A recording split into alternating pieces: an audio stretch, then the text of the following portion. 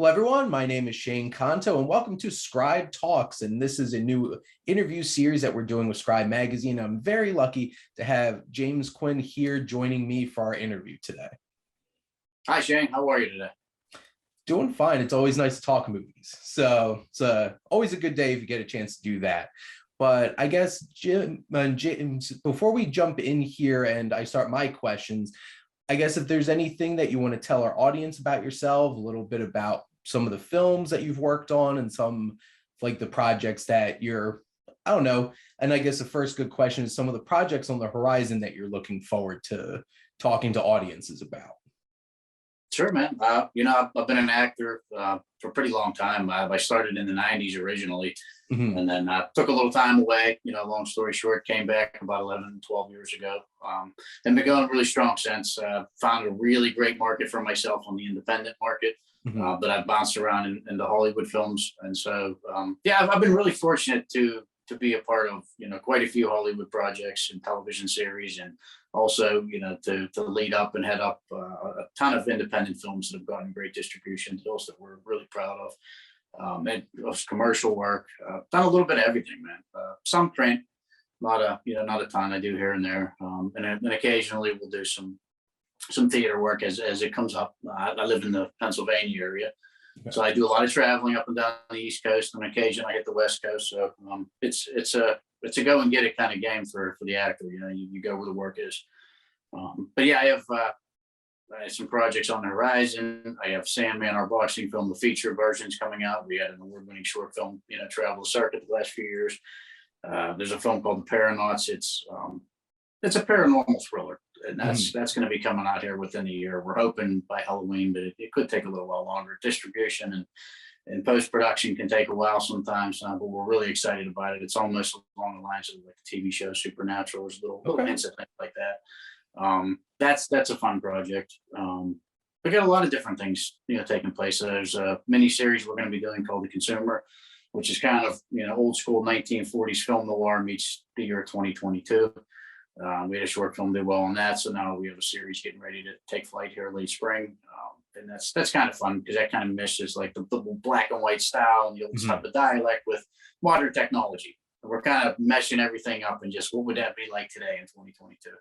So that's kind of fun for us, and that's what I'm working on. And I kind of audition. I got tons of things always in the pan. You get some, you don't get some. So who knows what the next one around the corner is? But I'm excited. We've been just signed on with a new agent in the Pittsburgh area, and so they're throwing a lot at me, and I'm really grateful to get it. But we've been trying to stay active and busy. I think that's what we're coming. We're still not even off the hills of COVID, right, Shane? Yeah. And yeah, I'm also from New Jersey, so especially up here in the Northeast. So like still it's a slow process and getting people back to the theaters and stuff like that. And it sounds like you have some exciting things, especially it's really cool getting a chance to like work on a small project and then getting that chance to like expand upon it. And especially looking at your Sandman poster there behind you. That's pretty exciting and looking forward to checking that out. And when when you mentioned like your next project's like a bit of like that supernatural kind of thing, I know my brother's a huge fan of that show, so definitely be something interesting to check out with my brother, which always having those fun experiences with other people. But like you said, it's trying to find that next bit of work, and sounds like you have some diverse and interesting projects on the horizon, so obviously plenty of things for all of you out there to go check out. Now, getting into some of the specific questions I had for you, James. So, what's your process? So, like, how do you create a character for the films that you're in? Yeah, it varies, Shane. It depends. If the role calls for something that's, let's say, psychotic or dark, I try to like research roles, and maybe I find similar roles in other actors that came before me, and have these amazing resumes of done, and so I'll research them. Like Jack Nicholson, The Shining. I'm just throwing things out there, but Yeah. just to see what their process was. And it depends, and if it mirrors real life sometimes, then that might call for something different. Then you might want to find some real life people that have gone through the situation and what your character is going to need. And so you kind of might want to reach out to them, and or find as much information you can about them and kind of put yourself in their shoes. And then it's kind of developing a demeanor, for your character. What's this character going to be like? How's he going to talk? How's he going to act? But the other part of it is you also have to keep a fair amount of yourself. At least, for me, that's what works. Is I have to have at least 50% or 60% of James in there somewhere, because otherwise it doesn't sell, man. It has to, you want to reach your audience on a whole different level and make sure that they can connect with you, whether they're supposed to hate you or love you. You want to make sure that connection's there. And it's just like I said, it depends on what the role calls for, but it can be a process, man. Sometimes it could take weeks, sometimes it could take months, just trying to find your niche with a character. Well, and I appreciate that too, in terms of like that mixed perspective of like, obviously you want to put in the work and do the research and draw upon certain things, but I could definitely respect the bringing yourself into it, because it needs to feel natural and they need to connect with you in that way. And, what's the best way of doing that is connecting with yourself. So making that feel real. Now, when it comes to acting, who have been some of your biggest influences on your own craft and career? Oh man, so there's so many, and it's such a wide range too, because like I'm gonna go one way and then another direction, but like Michael Keaton, probably first and foremost. He's from my hometown of Pittsburgh, and he just that guy can do so much with just a simple look, and it's not always so much about how the dialogue's delivered. It's about what they're doing and what he's got going on in his body language and his face. And that to me was just spoken volumes to me since I was a kid. That's somebody that you try to emulate, because that's where the real craft comes in, I think. But Matthew McConaughey, he's another one. He doesn't always have to be talking. He can just simply, it's the nod of the head, or it's just the delivery of the eyes. And we're going way back. Humphrey Bogart is another one. I'm a big fan of the film The Warrior, and there's a guy had his own style, his own look, his own type of voice. There's no mistake in Humphrey. He did a lot of really, really great things, character actors wise. And he's Nicholas Guest. He's been in so many things, like Christmas Vacation and Trading Places and so on and so forth. That guy is probably one of the best character actors of our generation. It's just there's so many, man. These are just Christopher Lloyd, Michael Caine, who I've gotten to work with. So these are people that if you can't learn from them, and you really don't want to be around, because you can't help but learn from them just by being in a room near them. And so those are people I love.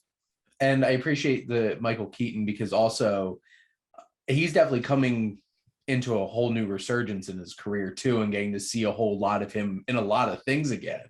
Because there was a long time where it's like, I don't remember seeing Michael Keaton in a whole lot of things, but like, I know obviously with like the new Batman coming out, and, every time Batman comes out, there's a conversation. It's like, who's the best Batman?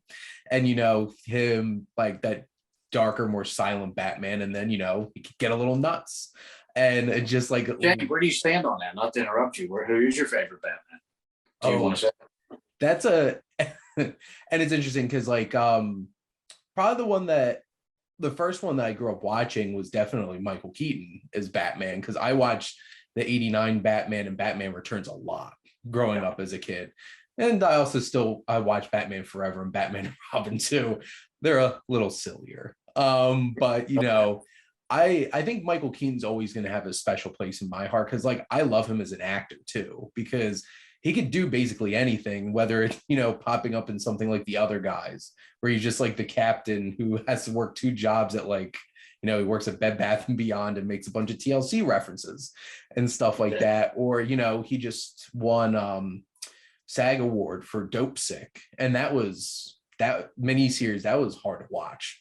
And that was something like he really dug into. And, I think overall, it's like, it's going to be hard to be like, that's not the Batman that I grew up watching. So trying to get past that. But, I've definitely watched a lot of Christian Bale as Batman and like the Christopher Nolan trilogy too. But I have always a soft spot for Michael Keaton. Michael Keaton's great.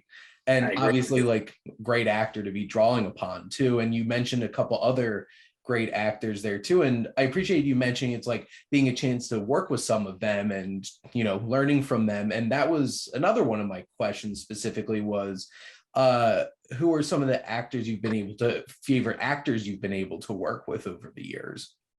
Yeah. Well, I'll go back to Michael Caine. I got to spend a very short period of time with him, but it was one of the best days I think ever for me on set. There's a guy, I've read his book on acting in film. I don't know how many times, cover to cover, man. It started in the 70s when he did this book in his class, and it still stands true today. There's not anything that differs from what the man said then, still stands now. There's a guy that just really just exudes, I would just use the word confidence, but he does. Yeah. And his delivery is always spot on, whether it's how you look at the camera when you're looking past it, or how you turn your head at the right time. You always got to know the camera. He just, little things that I didn't know what to do early on in my career is how I pick things up by, watching him in action and seeing his videos and talking to him on set and just seeing how he breaks things down. It's a whole different, animal with a guy like that. But I've had others, I mentioned Nicholas Guest before, who's actually a very good friend of mine. He and I worked on a film in New York and Erie back in 2013 together. One of the best character actors of our time, but also one of the best guys ever in film. One of the best teachers, one of the best guys that if you want to pick up habits from somebody on set, it's a guy like Nick, the way he conducts himself, not when he's just on camera, but when he's away from it, how he is with the crew, how he is with the cast, how he is with, anybody around him.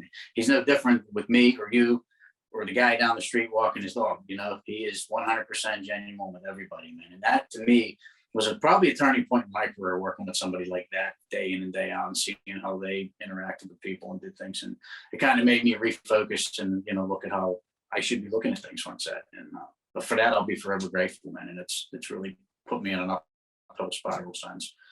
Willem Dafoe. I've worked with Willem Dafoe on Out of the Furnace. Yeah, and there's a guy it's kind of something that I do, and so I see him do it all the time. There's a lot of actors like Christian Bale and that when they're in the zone, Woody Harrelson, they're just like they never come out of character. Yeah, Willem Dafoe can come in and out of character like right now. He can be as serious as a heart attack in the middle of one of the most dangerous scenes, and then he'll have you joking off camera 30 seconds later and go right back into character when it's time to go. And to me, that's pretty cool because not every actor can do that, Yeah. And that's something that I've tried to emulate and do in my career too now. But the guy's just a great guy. One of the best character actors, probably my favorite, Green Goblin. Yeah. Actually, I was pushing for him to do the Joker role. I wanted to see that too. I think a lot of people would love to see that someday, and maybe someday. But that was definitely awesome getting to see him come back in the new Spider-Man film, because I definitely watched a lot of Sam Raimi Spider-Man movies growing up, and like even him just popping up for a couple minutes in like the second one, and it's just like endlessly quotable. There's just a level of energy, and just he could do so many different things, whether it's like The Lighthouse, which is so weird and different, and him being like nominated for Best Actor for roles like Vincent Van Gogh and all these different kinds of performances. And it's always interesting like hearing about how some people are like being able to like turn it on and off like that, because obviously I think certain actors, it's notorious, it's like they're just in it the whole entire time the movie's going on. I've definitely heard things about Christian Bale in regards to that. But Willem Dafoe seems like, even just like watching some of his interviews, he just seems like such a fun guy and just really enjoy 100%. His craft. And getting a chance to work with Michael Caine must have been really awesome. And he's my Ebenezer Scrooge growing up watching the Muppet Christmas Carol. So that's definitely one of that thing. And like, it's so interesting getting to know certain creators and stuff like that, because some of them, it's just like they're so good at what they do, but they might not be the nicest people. But like some of those that bring that respect, both in their work, but also off the camera and working with everybody else on sets, always awesome stories to hear about. Fantastic. Absolutely. And in terms of looking back over your career, what do you feel like was that like the most important role maybe to you that you've done over the course of your career? Well, for me, so far, I hope my most important is yet to come, but so far, I would have to lean toward when I played Grady in Sandman. And I say that because it's the closest that I'll ever get to playing myself, probably. The role mirrored my own real life in so many different ways. You know what I mean? I wrote the project.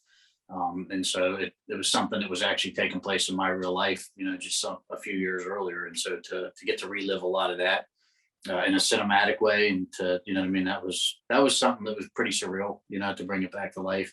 Obviously, we threw a few cliffhangers in there, a few different pieces that weren't real with life, with the world championship and the supernatural element that we had going on. But that was something that you didn't see in a boxing film before. And those were tools that we used in order to really emphasize our point of the story. And so to me, that was really personal. And yeah, I think so far forever, Grady playing Grady Sanders and Sandman. Awesome. And obviously that means a lot to you when it's like you're playing somebody close to you and being able to live that out on the screen. Now, I know we talked a little bit about the filmmakers, but who's that dream filmmaker? And even just putting this out there, where like there's no restrictions or anything like that. Who's that dream filmmaker that you wish that you'd be able to work with? Well, I have two, and one is still a very good capability, possible. Ron Howard. Okay. I think Ron Howard is just amazing, man. What he's done over the course of his career and longevity, and every time you think you've seen the best, he's got something else to show. And I can respect that, man. There's somebody that knows how to continually evolve and make himself viable in a business that's constantly asking for something new. And so, yeah, I respect that. Then there's a second one, and God rest his soul, he just passed away. His name was John Gallagher. He was one of the biggest independent film producers out there. The man just really, really knew how to make a film and how to bring things home and make everybody feel like a family. And just for years and years, put so many great projects out there that are seen around the world today. So it's probably within about 2 years ago, he probably passed away. So I won't get that chance, but we used to talk on social media. And if you ever get a chance to see any of his films, look them up, man. I think you'll be impressed. Definitely check that out and add to my watch list. But Ron Howard definitely seems like one of those filmmakers that would be a pleasure to work with, and very professional. And like, I'm a huge fan of Parenthood, and probably his most recent film that I really love was like Rush. That was, and like being somebody that's I'm not super into like racing and stuff like that, but boy, did it make me interested in it. And it's like being able to watch something like that, and such an interesting career too. Starting acting as like a little kid, and then being on Happy Days, and then you're a decades-long Hollywood director. So it's a pretty interesting journey. Just one of a journey. Yeah. Now, this one in particular, I was very excited to ask because I have been a pro wrestling fan since I was a kid. And hearing about some of your experiences, that what you've done, what's it been like being involved in pro wrestling and bringing that into your craft, and how it might be a little bit different than, like acting in a film? There's so many similarities, man. And it's only something I get to do, every once in a while. But when I do, it's such a surreal moment for me because I'm a fan too. Yeah. But it's very, very much like preparing as an actor. You know what I mean? So the best wrestlers are really good actors too, because you have a script, you have a screenplay, you have points that you need to hit home on. Yeah, you have to improvise, but it's very physically demanding. And I would say the biggest difference is probably the physical demand of it. Now I've taken on roles like in Sandman and other action films that I've worked on where they're very physically demanding, but it's not always the case. In wrestling, it's very physically demanding. A lot of mine has been on the cinema side with them. I did a film with one of my childhood heroes in film, was Roddy Piper, and we worked on Pro Wrestlers versus Zombies, and it was 2013. And just getting to see him in action and interacting with him and spending the time that I did with him on set and on camera, man, that was a surreal moment. So being around that, there was a lot of stars that I grew up on that were in there working on the first episode of AEW Rampage with RBL, man. That was pretty cool. So now we're fast forwarding to today, and mixing with today's generation. That was cool. We got to do things there, and I've been involved in different what really opened the door there was not just acting, but I was also involved with podcast shows. I was helping co-host called Pin the Shoulders a few years back, and we had a lot of great guests on, like Al Snow and Kenny King and Thunder Rosa, way after she left Lucha Underground, who's really at the top of her game right now. We got to talk to her, as she was climbing that ladder. But so many great people, and it just opened up a lot of doors. We were bumping a lot of elbows. I've always been interested in the action side of things and physicality. So anytime something comes up, I've made a lot of friends on the pro wrestling side, especially on the independents. So we bump elbows a little bit and we work with each other. A lot of them are actors too now. And so for me, we kind of feed off each other and kind of pick each other's brains and Hollywood did. But it's crazy how much the two worlds mirror each other. That's pretty exciting. And like I'm sitting here with my Obey poster on my wall and just, you know, Roddy Piper being in They Live and stuff like that. And oh, that fight in the alley was something I'm else. glad you said that. That is, I mean, in my opinion, as an actor, but also as a fan, Mhm. the best street fight that's ever been done in cinema. And it looked like they were beating the holy hell out of each other. And Knowing Hot Rod, they probably were. You know, it kind of looked like it. And yeah, they seem to be getting like legitimately heated with each other. And I'm like, this looks a little bit more real than maybe just acting here. But yeah. and that's exciting too. And like you bring up Thunder Rosa, I'm like, I'm a huge fan of hers, especially like a lot what she's doing right now. And you know, Darby Allin's just a big personality in AEW right now. And that was really cool being able to be a part of that that specific segment and everything. So it's very interesting like talking about that because like obviously, you know, growing up as a wrestling fan, people like, you know, it's fake, right? It's just like it's like they would die if this was something I hate that. I hate that. It's like saying, well, you know, physically it is not, and what they go through is nightmarish at times. You know what it does to their bodies, man.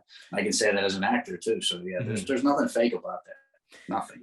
Well, and the thing is, it's like, you know, do you think like Sylvester Stallone's really doing all those things in like an action movie and stuff like that? These people aren't getting like shot and beat up like that. It's like it's all part of that and being able to act. Sure. And you know, growing up and seeing some big stars, you know, like The Rock becoming such a big star in terms of like acting and stuff like that. So that was one particular thing when I was looking at all of your experiences, like that got me very excited to have that conversation. So and hopefully I'll be I love seeing talking you about around. it. Yeah. But at this point, though, those were all the questions that I had planned. But now I feel like I have to ask you a question. And I think I know the answer. But who is your Batman? It's Michael Keaton, hands down. Yeah, it's always been. I've argued it, to the death almost at times. But I will say there are guys in recent years that are winning me over. But Michael Keaton will always hands down be. You know what I mean? I haven't seen the new one yet. I'm sure Robert Pattinson probably did a fantastic job. It looks really cool from what I saw in the trailer. Christian Bale took it to a whole new level. That was pretty awesome. But you know, the reason I'll tell you why this is how I answer it with Michael Keaton, is that when I see Michael Keaton play Batman, I see him distinctly as Batman, and I see a whole different guy that's Bruce Wayne. I see two different characters where he knows how to separate the two, I think, better than anybody else that's ever played it.